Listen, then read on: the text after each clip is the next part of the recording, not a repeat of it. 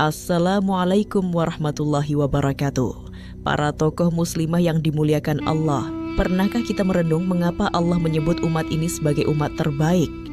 Bukan sekadar umat yang banyak jumlahnya, bukan pula sekadar umat dengan sejarah gemilang, tetapi umat yang dilahirkan untuk manusia, untuk memimpin dunia dengan Islam, menebar rahmat, menjadi pelindung, dan menjadi teladan bagi seluruh peradaban. Inilah hakikat khairu ummah. Sebuah predikat yang bukan hadiah tanpa syarat, melainkan amanah besar yang menuntut peran nyata. Umat ini disebut terbaik bukan karena identitasnya, tetapi karena aktivitasnya, mengajak pada kebaikan, mencegah kemungkaran, dan beriman kepada Allah.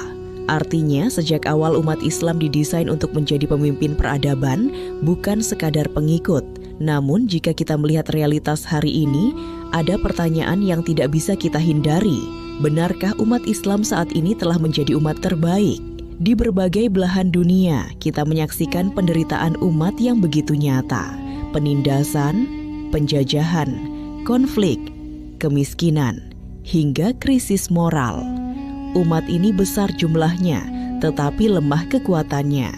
Banyak, namun tercerai-berai. Dekat secara akidah, tetapi jauh dalam rasa persatuan. Kita seperti yang digambarkan Rasulullah Shallallahu Alaihi Wasallam laksana buih di lautan. Banyak, tetapi tidak memiliki daya, tidak memiliki posisi tawar.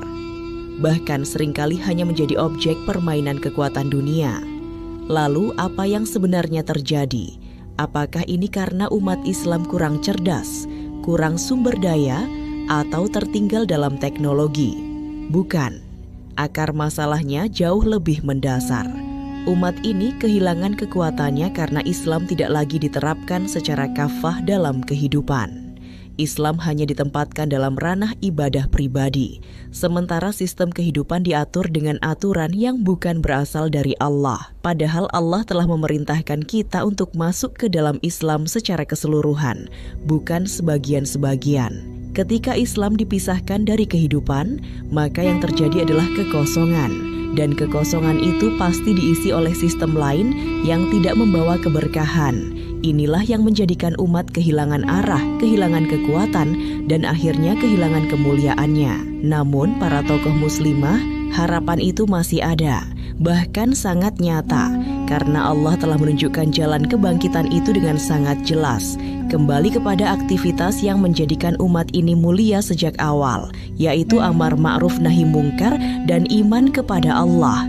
Inilah yang disebut dengan dakwah.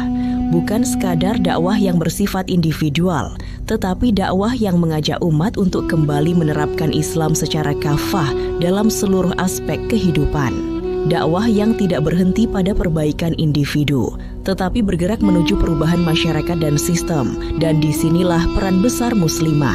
Muslimah bukan sekadar pelengkap dalam kehidupan umat. Muslimah adalah pengukir peradaban. Dari rahimnya lahir generasi, dari tangannya terbentuk karakter, dan dari perannya ditentukan arah masa depan umat. Sebagai hamba Allah, muslimah terikat dengan ketaatan. Sebagai ibu, ia membentuk generasi bertauhid. Sebagai istri, ia menjadi penopang dakwah. Sebagai anak, ia menjaga nilai-nilai kebaikan. Dan sebagai bagian dari masyarakat, ia memiliki kewajiban untuk terlibat dalam amar ma'ruf nahi mungkar.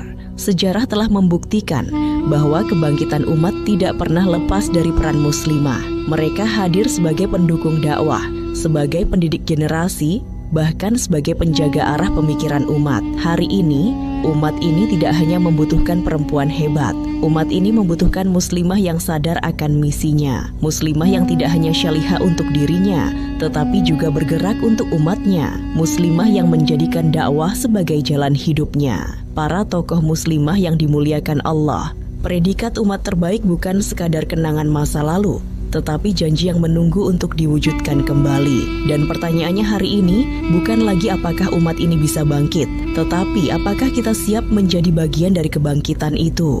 Mari kita ambil peran. Mari kita hidupkan kembali dakwah. Mari kita ajak umat ini kembali kepada Islam secara kafah, hingga kemuliaan itu kembali Allah berikan.